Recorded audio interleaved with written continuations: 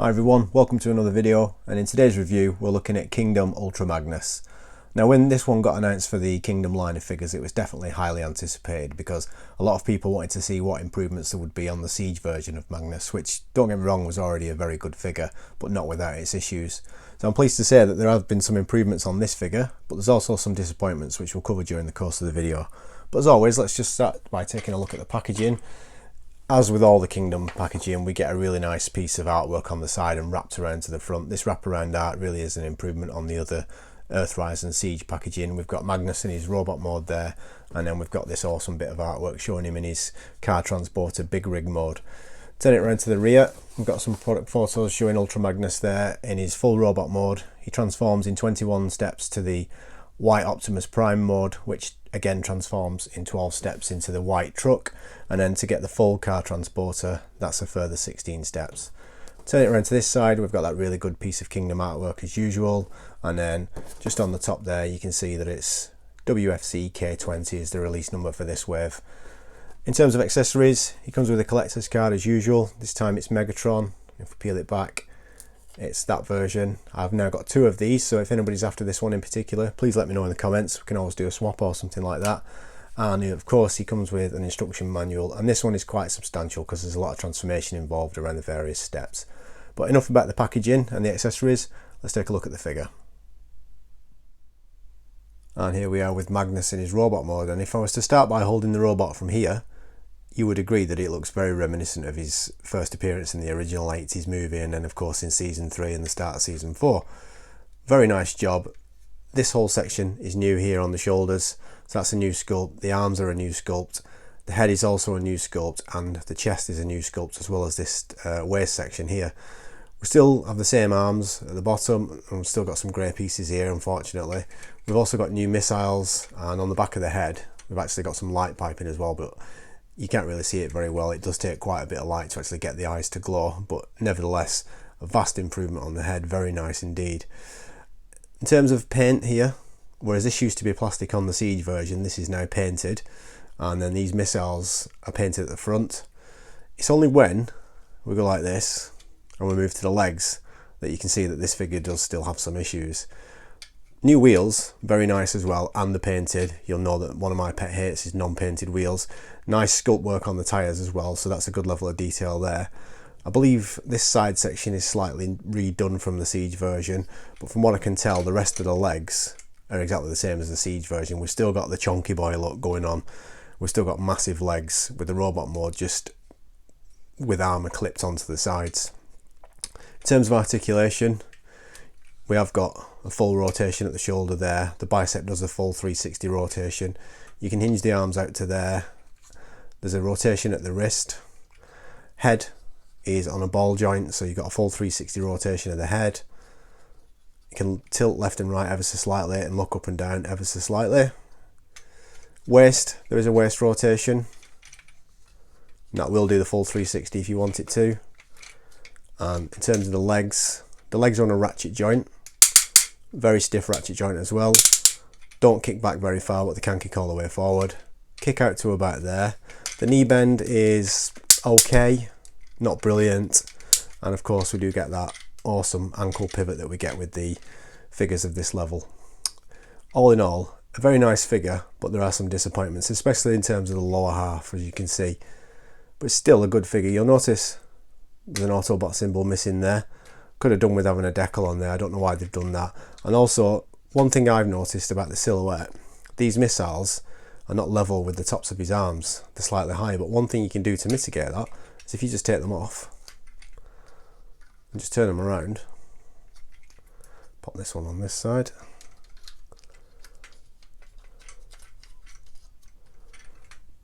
That's one of the things you can do straight away to improve the look of Magnus, I think anyway. The only problem is you get that fin at the bottom rather than at the top, but from a front on view I think that just looks a little bit better. Some nice sculpt work at the sides there. This is, like I said, new. These pieces are a little bit shorter than the Siege version as well, and of course we don't have any battle damage either. All things considered, still a very nice looking figure. Definitely an improvement over the Siege version of Magnus, and just looking at the top half, probably the most accurate representation we've got of Magnus in a mainline figure, not including masterpieces. very good looking, definitely looks like his appearance in Transformers the movie. It's only when we unfortunately move down to the legs, we've still got the massive leg syndrome going on. I'm sure there were reasons behind the design decision. It is what it is. So without further ado, let's move on and take a look at the White Optimus Prime mode. And here we have Ultra Magnus in his unarmoured form, or as some like to call it, the White Optimus Prime mode. Nothing really special about this one in terms of what it is. I'm not a big fan of this personally, but I know some do like this. If you look at the head on mine, unfortunately I do have a little bit of paint overrun there. Same rifle that comes with Ultra Magnus can fit into the hands of this one because it's the same hands, so no issues there. In terms of articulation, the arms and the legs are exactly the same because it's essentially the same figure. The only difference is we've got a new head here, which is on a ball joint, some good tilt left and right, full 360 rotation and good up and down movement, and also we've got some feet here with ankle spurs and a nice ankle rocker tilt. As you can see, we've got clips on the side there where the main armor plates stick on, but as I said, nothing really special in terms of the robot mode. So let's get it transformed into the truck mode. So first thing you want to do is fold up the arms and then rotate the wrists 180 degrees, so they're facing outwards. Again with this one, just rotate that and then just move these out ever so slightly. Next thing you want to do is fold this chest section forward, hide away the head, and then move this down to the bottom. It actually does come loose on its own. Next thing we're going to do is rotate the entire body, just keep the arms out of the way, rotate the body around, and then we're going to bring this forward until it clicks into place securely, like that. Next thing is rotate the shoulders all the way around, so this tabs into there, like so, and unfortunately the arms do just stick out at the back in the truck mode, which is why I've rotated the fist that way, because it makes it less obvious. There is a kind of a fix for this, which I'll discuss later on when we've got it in the full truck mode, thanks to another YouTuber who I'll mention when I'm doing it. So it does kind of hide away the fist, but as intended, they're just meant to sit there sticking out at the back, which doesn't look very good. Next thing we want to do is make sure the feet are flat and then fold away the heel spurs. Now before you stick the legs together, you want to hinge them up because there's a small peg there which fits just inside this slot. So get the legs around and clipped into place, again with this one, and then we can move the feet and stick them together. Straighten up his arms there. And that is Magnus in his just the cab version of his big rig truck. Very nice looking from the front.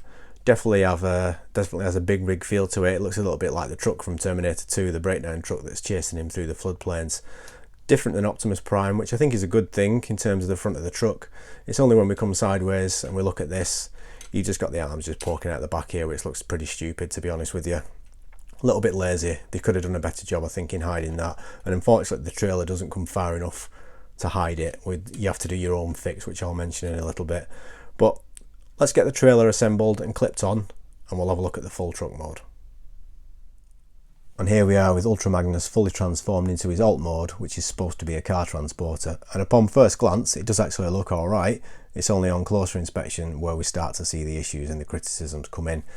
Rolls quite nicely, but other than that, there isn't really much else I can praise. If we try and use it as a car transporter, if I put Sunstreaker on the back there, I can't even fit another deluxe class figure on there because the sideswipe's just hanging off the back. So we can't use it as a car transporter like we could in the original toy. And also if we just turn around to the rear, this is not a ramp at all, this is just the bottom of his legs and it's solidly clipped together. So moving around the trailer then, as I said, we've got some nice wheels, so that is one good thing, with nice sculpted in details. You can see the shoulders there, and here you can see we actually have a space sculpted in where we would have an Autobot symbol, but there isn't one there. So whether that's omitted by design or by mistake, I don't actually know. And then we've got these garish arms just sticking out of the back there. I am going to do a video on how you can hide this. Credit to a YouTuber called Soundwave8084 who's done a video. Basically, if we just lift this up, where the forearm armour is pegged onto the underside of the trailer in vehicle mode, you can actually take this off and cover the arms with these, and it kind of hides it and makes it look a little bit better. So I'll do a video on that, and also where I'm going to be adding some decals to this. Turning to the front, It does actually look good from the front. We've got a real big rig feel to it. I love the big chunky bumper at the front. We've got nice translucent plastic for the cab there. But then coming around to the side, again, we've got those awful arms sticking out the side. And then the other point here is with the shoulder, if we do stick a decal on there, you're going to see it in the vehicle mode. So whether that's a reason they decided to leave it off, I don't know. Got the missiles pegged on there, and other than that, I can't really find anything else to praise the vehicle mode about. It's just such a swing and a miss. It could have been fantastic. The trailer doesn't even tilt with the cab, so there's no cab tilt whatsoever. It's just a rigid, solid piece. So unfortunately, a bit of a disappointment. So I'll get it paused up back into robot mode, and I'll see you in a sec for some final thoughts.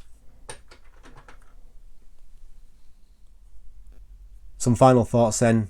Definitely an improvement over Siege Ultra Magnus, but we've still got a few issues with this figure which make it a little bit of a disappointment for me.